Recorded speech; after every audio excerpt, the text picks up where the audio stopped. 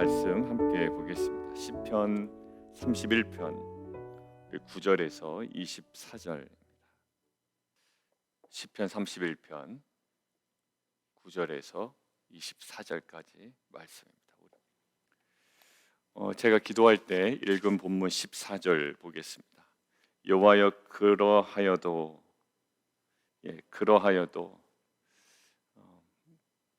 앞에 있는 것들을 총망라한 하나의 설명입니다. 앞에 있는 것들이 이러할지라도 어떠한 상황일까요? 9절 보겠습니다. 여호와여 내가 고통 중에 있습니다. 제가 동그라미 쳐놓은데 중심으로 보겠습니다. 고통 중에 있습니다. 그다음에 근심 때문에 눈과 몸과 영혼이 쇠하였나이다. 고통, 근심, 쇠하였습니다. 10절 슬픔, 탄식, 약하여지며 쇠하도소이다. 11절 욕을 당하고 이웃에게는 심히 당하니. 13절 무리의 비방이 있고 그것으로 인하여 사방이 두려움으로 감싸였습니다. 그런데 하나 더 힘든 것은 뭐냐면 사람들이 자신의 그러한 모습을 보고 피합니다. 슬금슬금 피합니다. 그토록 극심했다라는 거죠. 그가 당하는 어려움이 소외와 외로움까지 느낍니다. 아무도 자신을 돌보지 않는 듯한 외면받는 느낌입니다. 그게 이제 12절에 더 정확하게 나와 있죠. 잃어버린 바 됨이 마치 죽은 자를 마음에 두지 아니함 같고, 죽은 자를 마음에 두지 않죠. 무슨 가족 간의 관계는 사실 이러긴 어렵습니다만 일반 죽은 사람들 마음에 깊이 두진 않습니다. 마치 그런 것과 같고, 깨진 그릇 우리가 신경 안 쓰죠. 그냥 치워버립니다. 마치 자신의 인생을, 저는 이 모든 것들의 하나의 축약판을 이 표현으로 담아내고 싶어요. 깨진 그릇 같다라는 거예요. 이것이 지금 다윗이 9절부터 13절까지 자신의 상황을 이야기한 집약적인 표현인 것 같습니다. 자신의 상황은 뭐죠? 깨졌습니다. 그런데 깨진 그릇을 아무도 바라보지 아니하는 그 외로움과 소외감, 외면을 딱 직면하고 있습니다. 자, 14절 다시 갑니다. 여호와여 그러하여도. 이게 이제 중요하죠. 왜냐하면 전환적인 구절이기 때문에. 도대체 이 다윗은 이것을 어떻게 돌파했는지 낯설게 읽기입니다. 근데 이제 낯설게 읽기를 해도 우리는 감을 잡습니다. 왜냐하면 시편을 계속 묵상해 왔던 영성이 우리 안에 있기 때문에 이러지 않을까라는 추측을 하는데, 사실 낯설게 읽기가 여기선 통하지가 않더라고요. 이러지 않을까 했는데 그랬습니다. 같이 한번 읽을까요? 14절 시작. 여호와여 그러하여도 나는 주께 의지하고 말하기를 주는 내 하나님이시라 하였나이다. 굳이 낯설게 읽기에서 우리가 발견할 수 있는 것은 이겁니다. 여호와여 그러하여도 천천히 읽는 거죠. 나는 주께 의지했습니다. 맞지? 의지해야 되지. 근데 말하기를, 그러니까 의지하는데요, 이 다윗에게 고백되어진 것이 있어요. 그러한 상황 가운데, 깨진 그릇과 같은 자신의 상황 가운데 지금 다윗에게 툭 고백되어지는 것은 뭐냐면 주는 내 하나님이십니다. 여러분들, 이 고백 속에 담겨 있는 게 뭘까? 주는 내 하나님이십니다. 어제 제가 말씀드릴 때 엘 에멧이라고 말씀드렸죠. 엘 에멧 할 때 거기 번역된 한국어가 진리의 하나님이었습니다. 5절에 진리의 하나님. 근데 마치 진리의 하나님은 딱 우리에게 와닿지가 않거든요. 근데 진리의 하나님 엘 에멧 할 때 엘이 하나님이고 에멧 이 진리의라는 건데, 이 에멧이라는 말은 히브리어가 어제 기도회 때 말씀드렸다시피 신실하시다라는 거예요. 그러니까 신실하신 하나님, 변함없으시고 언제나 진실하시고, 그래서 언제나 진실하시다라는 의미에서의 진리의 하나님, 그래서 신실하신 하나님을 얘기해요. 자, 근데 눈에 띄는 건 뭐냐면 주는 내 하나님이십니다 라고 할 때 여기서는 특별한 어떠한 수식어가 붙진 않지만 이어지는 15절이 저는 눈에 띄었어요. 뭐냐면 나의 앞날이 주의 손에 있습니다라는 거예요. 이게 어디와 연관되어 있냐면 5절과 연관되어 있습니다. 내가 나의 영을 주의 손에 부탁하나이다. 이게 스데반의 기도와 예수님의 십자가에서 마지막에 기도와 거의 흡사한 구절이다라고 보통 학자들이 이야기하거든요. 5절에 있는 것들. 스데반도 그랬죠. 내 영을 나를 주님 손에 맡깁니다. 아버지 손에 부탁하나이다. 예수님도 마찬가지예요. 지금 아버지께 나를 부탁드립니다. 온전히 의지했단 말이에요. 어디서? 어디서 의지했다고요?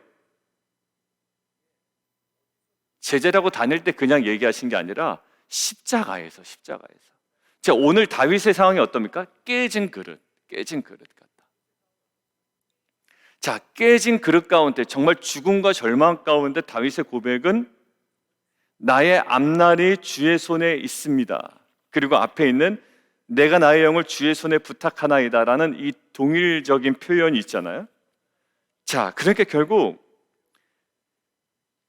단지 이것이 주의 손에 있습니다라는 것은 나의 수명이 주님께 있습니다라는 단순한 그런 고백뿐만 아니라, 그러니까 나의 생명이 그냥 내가 죽을 때 죽겠고 그냥 살 만큼 살면 내가 그 정도로 만족합니다라는 것이 아니라, 이 나의 앞날이 주의 손에 있습니다 하는데 이 앞날이라는 말이요, 에트라는 말이에요.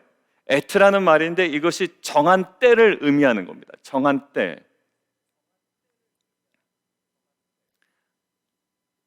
만사가 정한 때가 있다.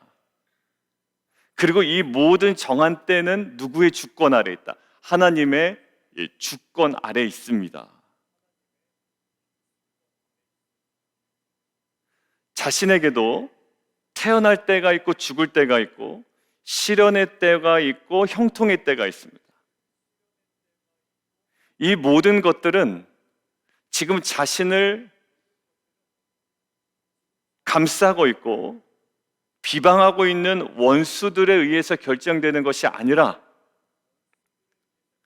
여기 보면 나랑 말다툼하는 어떤 그 대상들 때문에 결정되는 것이 아니라, 어떤 상황이나 그 대상이나 인물에 의해서 결정되는 것이 아니라, 우연히 결정되는 것이 아니라 전적으로 하나님에 의해 결정되는 거다. 그러니까 단순히 나의 삶이 끝나면 내가 주님께로 돌아갑니다, 그냥 나의 죽음을 하나님께 맡기는 것이 아니라 나의 일생 전체의 때를 주관하고 계시는 하나님에 대한 신뢰와 확신의 고백이 언제? 깨진 그릇과 같을 때. 그리고 예수님은 언제 그 고백이 나왔다고요? 십자가에서. 당연한 것처럼 여겨지지만 사실 우리가 너무 당혹스러운 상황 앞에 있을 때 주는 나의 하나님이시다라는 고백이 터져 나올 수만 있다면 이것은 우리에게 은혜인 줄 믿습니다. 사실 그러기가 쉽지 않음을 어제 계속 묵상하면서 느꼈어요. 어제 기도하면서, 또 어제 마지막 9시 기도회 때 그 찬양, 월요일 찬양을 함께 불렀잖아요. 근데 그 찬양이 이렇게 막 꿈틀꿈틀 다가오더라고요. 아마 여러분들 느끼셨을지 모르지만 세게 못 부르신다 목사님이. 제가 이제 그 앞에 무슨 약간의 분위기를 느끼셨을 거예요. 왜냐하면 하나님은 나의 하나님이십니다. 깊은 웅덩이와 수렁에서 건져주시고 나의 발을 반석에 세우시사 나를 튼튼히 하셨네. 새 노래로 부르자 랄랄라. 하나님께 올릴 찬송을 하는데 이 깊은 웅덩이와 수렁에서 건져주시는 나의 하나님의 그 온전하심과 신실하심이 고백되어지는데 뭔가 이렇게 꿈틀꿈틀하는 거예요. 여러분들, 다윗이 어디서 했다고요? 깨진 그릇과 같은 상황 가운데 이 고백을 올려드리고요. 스데반은 어디서 올려드립니까? 지금 자신이 억울한 죽음 앞에서. 뭐 죽을 만한 죽음이 아니라 정말 설교 한 편 멋지게 했는데 사람들이 귀를 막고 소리를 지르며 스데반에게 달려듭니다. 뭘 들고? 돌을 들고 달려듭니다. 그리고 돌로 치죠. 여러분들, 이것도 하나의 문학 작품이 아닙니다. 그냥 인물을 하나 묘사하기 위한 작품이 아니라 이것은 실제 상황이에요. 깨진 그릇 정도가 아니라 죽음 앞에서 뭐라고요? 나의 영혼을 하나님께 의탁합니다. 근데 그래, 죽을 때 뭐 이러는 거 당연하겠지. 그런데 제가 이것들을 묵상하는데요, 칼빈의 언급이 하나 나와 있더라고요. 제가 보는 책에. 근데 칼빈의 언급이 저에게는 좀 인상적이었어요. 뭐라고 언급하냐면, 사람이, 그대로 읽어드릴게요. 사람이 일생에 하나님의 섭리에 이처럼 의지하지 않았다면, 사람이, 그러니까 일생에, 그러니까 평안하든지 어렵든지 그냥 평생을 하나님의 섭리에 이처럼 의지하지 않았다면, 주는 내 하나님이시라 앞날이 주의 손에 있사오니 라는 이 섭리에 이처럼 의지하지 않았다면 그는 사는 것이 무엇인지 아직도 모르는 사람이다 라고 이야기를 하더라고요. 그러니까 단순히 죽을 때 그 고백할 수 있겠지라고 하는 게 아니라 평생을 그렇게 살지 않았다면 할 수가 없고, 내가 매사에 그렇게 하지 않았다면, 여러분들 보십시오. 내 얼굴 표정은 항상 상황 때문에 상황을 표현하는 하나의 그냥 상징에 불과했거든요, 예전엔. 근데 이제는 그렇지가 않을 수가 있단 말이에요. 왜? 그 하나님의 섭리에 이처럼 의지하기에 이제는 사는 것이 무엇인지를 아는 거예요. 그 원수와 그 사람과 대적과 말다툼을 하고 우겨싸임을 당하는 것이 나의 인생을 끌어가는 주 동력처럼 여겨졌지만, 그것 때문에 깨진 그릇과 같았지만, 오히려 내가 안심하고 평안한 가운데 내가 선포할 수 있는 것은 뭘까요? 주는 내 하나님이시라 하였나이다. 여러분, 이러한 고백이, 이러한 삶의 전환이 우리 안에 있기를 원합니다. 이게 그동안에 우리가 시편을 계속 월요일과 화요일에 계속 묵상해 왔기 때문에 이것이 우리에게 가능한 것이고, 이것으로 인하여 우리가 그 깊이에 들어가는 거예요. 사실 어제 쿠바의 기도 제목하고 그 다음에 이종호 선교사님 기도 제목을 나눴는데, 이종호 선교사님이 폐암 4기인데 지금 임상 진행 중이기 때문에 병원비는 걱정이 없대요. 일단 병원비는 감사하게도. 근데 임상이라고 하는 것은 어떻게 보면 실험의 대상이 되는 거 아니에요. 그러니까 그거는 선택의 여지가 없었다. 여러 가지 그 경제적인 어려움 때문에. 그런데 임상의 조건에 되는 상황이었다는 것은 결국 무엇을 반증하냐면, 그만큼 케이스가 어려운 상황이라는 거예요. 10명이 들어갔는데 7분이 돌아가셨다는 거죠. 그 중에 3분 중에 2분은 체중이 막 삐쩍삐쩍 마른대요. 이렇게 마른데. 근데 이종호 선교사님 그냥 특유의 유쾌함으로 저한테 얘기하더라고요. 저는 살에 빠지질 않아요. 그러더라고요. 살에 빠지질 않아요. 그리고 전이가 되거나 이렇게 되면 임상이 끝나버린답니다. 왜냐하면 이것이 이제 더 이상 말을 작동하지 않는다라는 증거이기 때문에 임상이 그냥 끝나버리는 거예요. 그럼 전이가 되면 보통 이제 6개월 보통 이렇게 판정을 받는데요.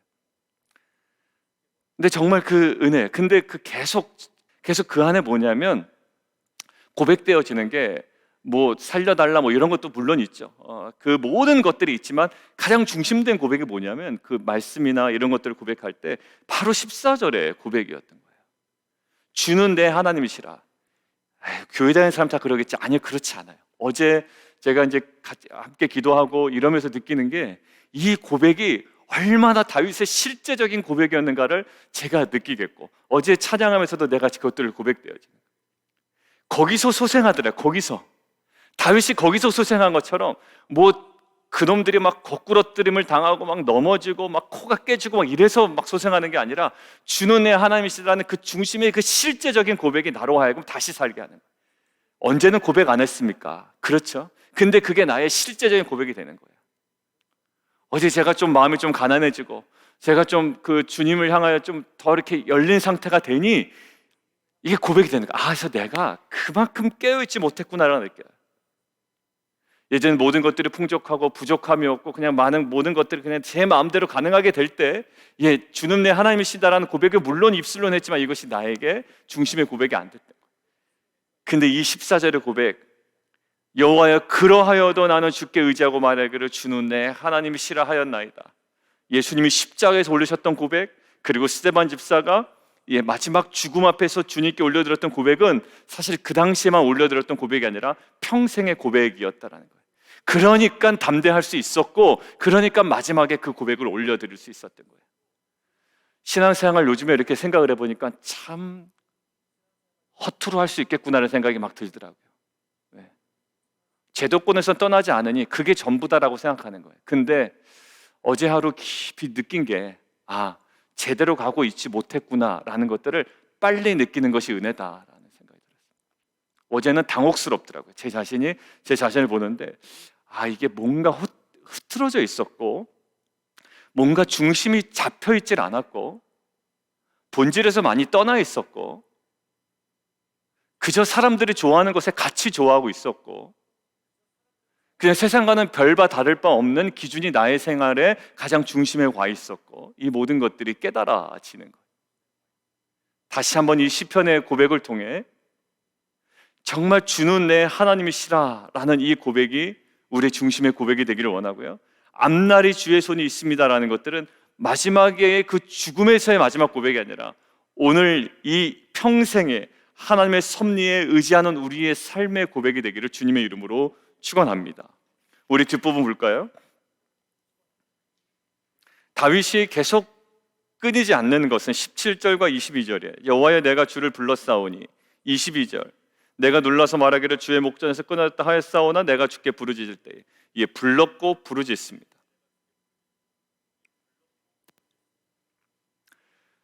자, 그런데 제 눈에 들어오는 거 19절인데요. 거기 은혜가 두 번 반복됩니다. 어떤 은혜요? 어떠한 자를 위하여 쌓아두신 은혜였고요. 그 다음에 어떠한 자를 위하여 인생 앞에 베푸신 은혜였습니다. 눈에 안 들어올 수가 없었어요. 근데 우리는 은혜에 박수를 치지만 누구를 위하여 특정한 대상으로 이렇게 구분되어 있었습니다. 근데 그게 누구냐 봤더니 제가 별표를 쳐놨고 동그라미를 쳐놨겠죠. 아무래도 주를 두려워하는 자였어요. 그리고 주께 피하는 자, 주를 두려워하는 자, 주께 피하는 자를 위하여 인생 앞에 쌓아두신 은혜, 인생 앞에 베푸신 은혜. 여러분들 그 은혜가 뭘까요? 그러면 오늘 본문이 말씀하는 은혜의 뭘까요? 부자 되는 게 뭐 여러 가지 그럴 수가 있겠죠. 우리가 생각할 때 각자의 생각 가운데 이 은혜, 정말 내가 부자 되기를 원하고 여러 가지 원하는 게 있지만 20절 보십시오. 어찌 그리 큰지요 그 은혜가. 근데 지금 무엇을 경험한 겁니까?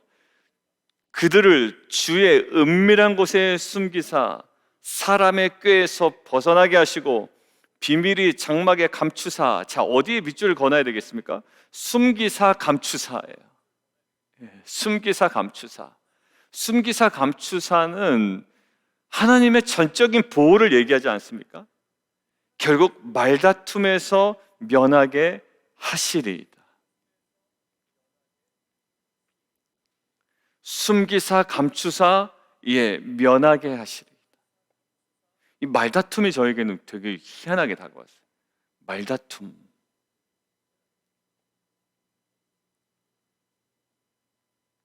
여러분들 말다툼에서 이기는 게 중요한가요? 네. 말다툼에 이기면 그 사람 굉장히 기분 나빠합니다. 사실 우리가 말다툼에서 지기 싫어하거든요. 누가 딱 어떤 논리를 가지고 오면 저 사람 논리를 어떻게 좀 남자들 표현으로 하면 박살을 낼까 이제 막 이렇게 생각한다. 여러분 그런 마음 있지 않아요? 저 터무니없는 논리를 가지고 온단 말이에요. 저 터무니없는 논리, 영적이지도 않고 저거 말씀 묵상한 데서 나오는 것 같지도 않고 이럴 때는 그냥 좀 그것들을 어떻게 보면 깨부술까라는 마음이 사실 제 안에는 굉장히 많았습니다. 많았어요. 어떻게 저거를 할까? 그런데 사실 그게 결국 본질이 아니에요. 주님 어떻게 하셨습니까? 거기서 이기신 분이 아니라 묵묵히 십자가로 가셨던 분이고요. 이 모든 것들을 가장 근원적으로 면하게 하신 분이 있는데 그 하나님께서 이것들을 면하게 하셨죠. 자, 숨기사 감추사 거기서 면하게 하시고요. 결국 어딜까요? 지금 찬송할지어다 라고까지 21절에 가는데 결국 어디까지 가냐면 견고한 성에서 그의 놀라운 사랑을 보이셨습니다. 그러니까 다윗의 눈은 어디 있냐면 쟤보다 낫냐, 쟤를 내가 이겼냐, 뭐 어떻게 압제했냐, 내가 뭐 박살냈냐, 이것이 중요한 게 아니라 얘 결국 하나님과의 관계 속에 견고한 사랑, 견고한 성에서 그의 놀라운 사랑을 내게 보이셨어요. 그 사랑 안에 완전히 이제 거기 갇혀 있게 되는 거죠. 여러분들 결국 그 사랑 안에 갇혀 있지 않으면 승부를 보려고 해요. 인간관계에서요. 어떠한 승부를. 그러니까 십자가로 못 가는 겁니다.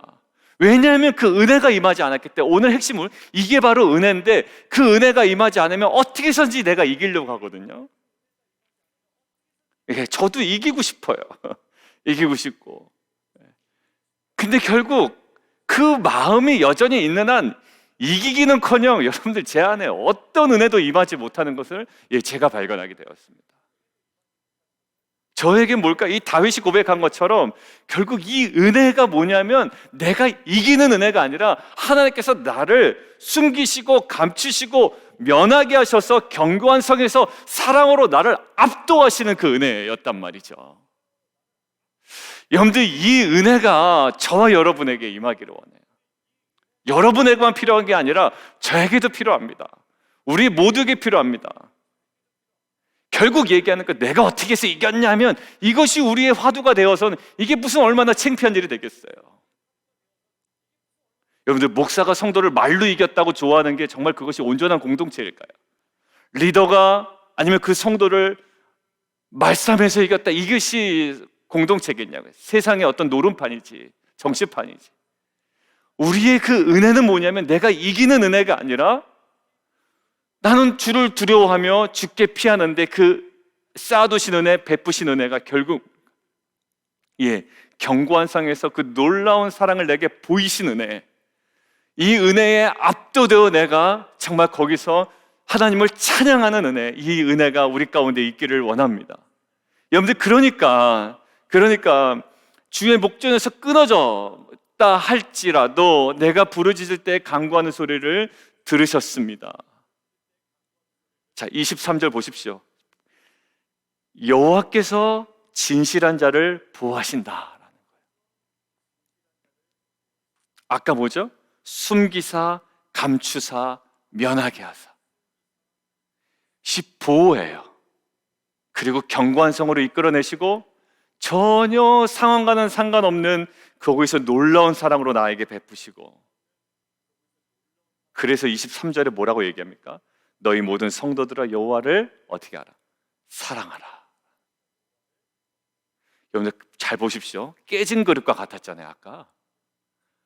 시편이 그냥 읽다 보면 그냥 흘러가는데 깨진 그릇 같았잖아요. 근데 지금 어떻게 해요? 야, 찬양하라, 사랑하라 그럽니다. 근데 뭐가 결판이 나서 그런 게 아니에요. 다윗은 끝까지 결판 나지 않는 인생을 살았거든요. 마지막까지도 압살롬의 그런 배. 그리고 그 나중에 그 이름이 생각이 안 납니다만 그 자기의 왕위를 찬탈하는 그 아들, 그래서 솔로몬에게 주면서 막 그 마지막까지도 그 일을 감당하잖아요. 근데 이 다윗의 고백은요, 결국 숨기시고 감추시고 때마다 면하게 하시며 견고한 성에서 그 사랑을 부어주시고 보여주신 그 하나님의 은혜에 압도되었단 말이죠. 여러분들, 하나하나 문제 해결을 나가는 데 있어서 우리의 일일비가 있으면 참 피곤한 인생 같아요. 왜냐하면 문제는 계속 등장하는데, 근데 결국 뭘까요? 바람에 나는 겨와 같지 않다라고 얘기하잖아요. 결국 근원적인 것이 뭡니까? 하나님께서 나에게 모든 문제를 없이 하시는 게 아니라 문제 속에서 계속 우리 안에 부어주시는 그 은혜, 오늘 보여주시는 그 은혜. 자, 그래서 24절 마지막으로 함께 보겠습니다. 여호와를 바라는 너희들아, 결국 깨진 그릇이 이렇게 얘기합니다. 강하고 담대하라.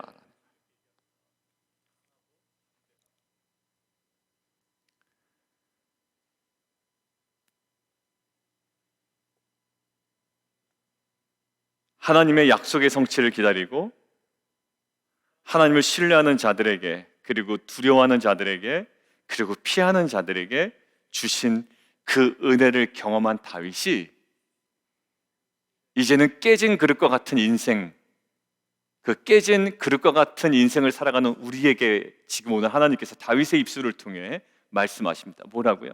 강하고 담대하라. 근데 여러분들, 이 은혜가 무엇인지를 깨닫지 못하면 이 강하고 담대하라는 고백이 허풍처럼 느껴집니다. 믿지 않는 사람들이 항상 이러면 뭐라 그러죠? 기독교인들은 항상 어떻게 보면 몰입을 너무 한다니까, 몰입을. 그죠? 실체는 없는 것에 몰입을 하고 막 그 마인드 컨트롤 이런 식으로만 생각한단 말이죠. 근데 지금 다윗이 뭐라고 얘기합니까? 두려워하는 자를 위하여 쌓아두시는 은혜, 피하는 자를 위하여 인생 앞에 베푸시는 은혜, 그 은혜의 본질이 무엇인지를 정확하게 보여주면서 여호와를 바라는 너희들아, 나처럼 깨진 그릇과 같은 인생을 살아가는 아무개야 뭐라고 얘기해? 그 은혜를 힘입어 강하고 담대하라. 여러분들 그 은혜 속에 오늘 더 기도에 깊이 들어가는 은혜가 있기를 원하고요. 우리 인생의 문제를 두고 하나님 앞에 뭐죠?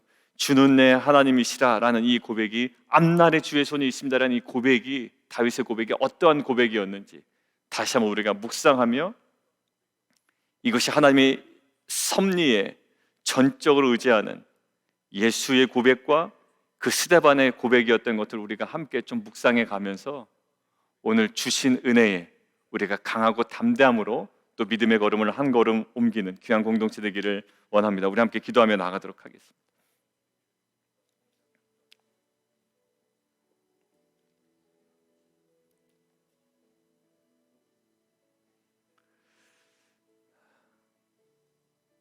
깨진 그릇과 같습니다. 오늘 다윗의 모든 것들을 정리하면 깨진 그릇이에요.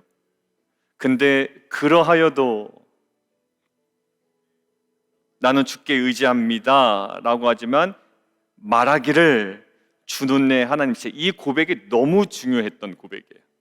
이 고백이, 이 전환적 고백, 깨진 그릇과 같이 살아가는 인생이 모든 상황을 전환시키고 하나님께 드리는 이 고백, 그냥 단순히 텍스트만 옮겨놓는다고 나의 고백이 되진 않아요.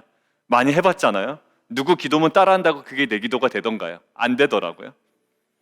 주는 내 하나님이시라는 이 고백이 정말로 은혜로 우리의 심령의 중심에서 올려드리는 고백이 되기를 원합니다. 그리고 두려워하는 자를 위해 쌓아두신 은혜,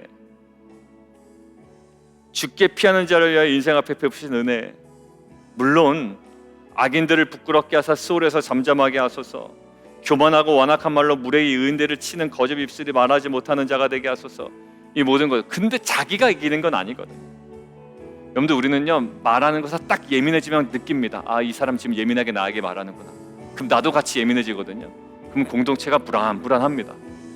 그럴 수밖에 없어요. 사람들은 영적인 동물이기 때문에. 여러분들, 근데 우리에겐 그 은혜가 임해야 됩니다. 뭘 말로 이기겠어요? 거기서 또 이긴다는데 그게 정말로 이긴 걸까요? 그렇지가 않아요. 우리에게는요 숨기시고 감추시고 말다툼에서 면하게 하시고 결국 견고한 성에서 놀라운 사랑을 보이시고 나를 압도하시는 그 은혜 가운데 우리가 머무를 때 그 상황이 어떠한지 간에 여호와를 사랑하라, 강하고 담대하라, 이러한 고백이 우리 가운데 회복되는 줄 믿습니다. 하나님, 그 은혜로 우리를 감싸주시고 그 은혜 아래 머무는 공동체가 되게 하여 주옵소서. 우리 함께 기도하며 함께 나아가도록 하겠습니다.